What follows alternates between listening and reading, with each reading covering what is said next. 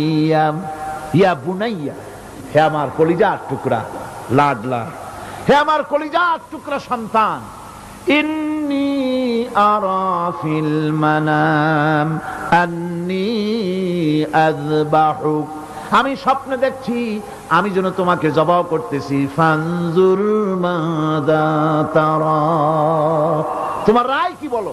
আমি তো স্বপ্নে দেখছি যে আমি তোমার জবাহ করতেছি, এখন তোমার রায় কি, তোমার মত কি? হযরত ইসমাঈল আলাইহিস সালাম শুনিয়া দিলেন দৌড়, নাকি না?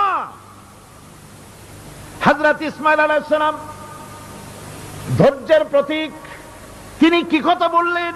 তার মুখের কথা কোরআন শরীফে আল্লাহ পাক উঠায় দিলেন। হযরত ইসমাঈল বললেন, ইয়া আবাতি ফাআল মা তু'মারু সাতাজিদুনি ইনশাআল্লাহু মিনাস সাবিরিন। হে আমার